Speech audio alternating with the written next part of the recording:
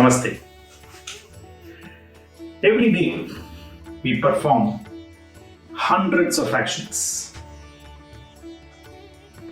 All these actions that we perform every day, we do that because there's a certain objective behind it, isn't it? We don't do anything because of no reason whatsoever. Now, if you have to analyze and step back, all these hundreds of actions that we perform every day, right from getting up, having a bath, having breakfast, going to work, going to school, right, or going to a doctor, or someone is sick in the family. All of these actions that we perform, there are two broad objectives behind them. We do these actions either to gain happiness or Sukha, or we perform these actions to reduce Dukkha or sorrow from our lives. What does Dukkha really mean? As per Nyaya Darshan, Badhana Lakshanam Dukkha. Anything that bothers you, that worries you, that agitates your mind, all this comes under Dukkha. Even if you get physically hurt, it in a way is disturbing your mind. So it comes under Dukkha. What does Sukha mean? So Sukha means when you feel happy, when you feel peaceful, you feel blissful. So that's a point where you feel Sukha. A question does arise over here, that does Sukha and Dukkha have their independent status, independent existence, or is Sukha nothing but lack of Dukkha? Let's ponder over it. But before that, let's understand a bit more about Dukkha. As per the Shastras, Dukkha can be classified into three broad buckets. The first bucket, and the most simplest to understand, is the Daivik Dukkha. So this is the Dukkha or sorrow or unhappiness which arises from natural calamities. Could be excess rainfall, famine, floods, earthquake, or even maybe a COVID-19 pandemic. So if you're born this world, obviously you will definitely have situations in life wherein you'll be stuck because of some pandemic, some natural calamity. Right? Even for example, electricity is not there the whole night because of a storm. Right? It is there with Dukkha. That's one bucket. The second bucket is your Bhautik Dukkha. What does this entail? Now, when we live in this world, we interact with numerous other living beings around us, with many people, and even animals throughout the day. Now, when we interact with other people, there are definitely situations wherein we have some Dukkha because of others, resulting in anger, jealousy, misunderstandings, and all that does bother us. There is tension, there is stress, isn't it? So all this comes under Bhautik Dukkha. Even a dog bite, snake bite, mosquito bite, all this comes under Bhautik Dukkha. But once again, if you think about it, is it completely avoidable? The answer is no.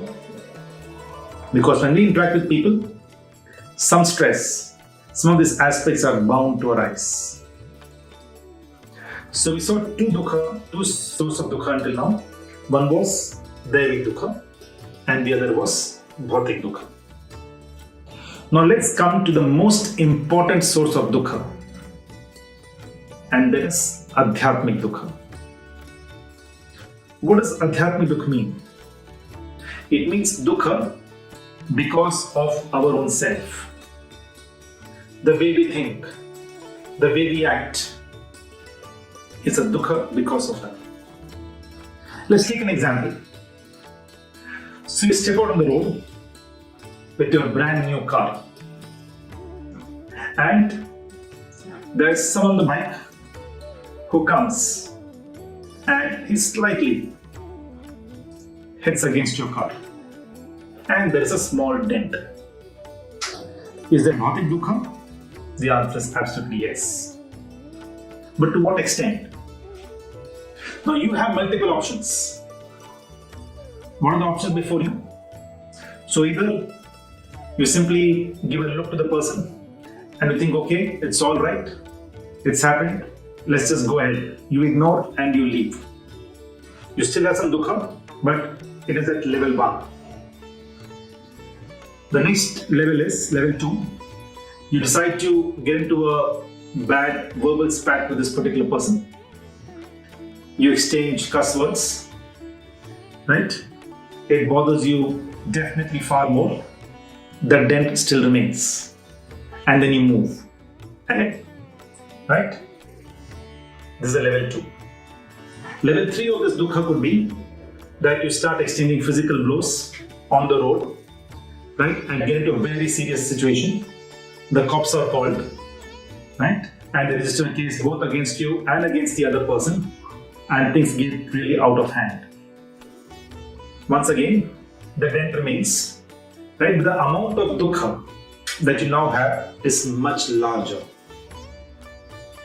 But this decision of where to, up to which level to take this Dukkha, whether at level 1, level 2 or level 3, is based on your own decision. And that is Adhyatmic Dukkha. So while this Bhautik Dukkha was not completely avoidable, but it was up to you whether to keep it at level 1, level 2 or level 3. And that's why this Adhyatmic Dukkha is supposed to be the most important source of Dukkha.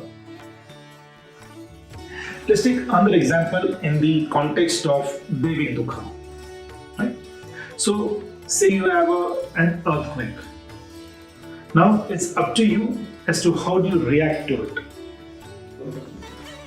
You assume that you lost everything, all your belongings. You are on the streets.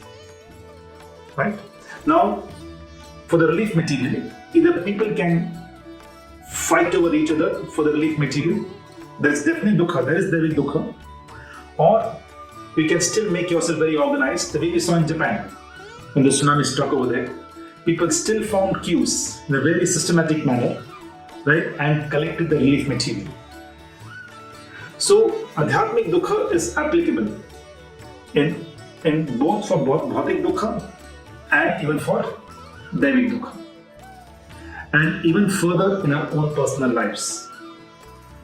Indeed, if I was to just take some broad guess, Devik Dukkha would contribute roughly about, say, 5% in an overall average lifespan. The quantum of Bhautik Dukkha would be about 10 to 15%. And Adhyatmic Dukkha, which is because of your own self, because of your own decisions, will be about 80 to 85%. So if you want to reduce Dukkha in your life and increase Sukha in your life, the most important aspect to work on is Adhyatmic Dukkha. So our Shastras further classify this Adhyatmic Dukkha into 4 categories. They are Parinam Dukkha, Tap Dukkha, Samskar Dukkha, and Guna Vritti Virodh Dukkha. We'll understand more about these 4 types of Adhyatmic Dukkha in the next session. Thank you. Namaste.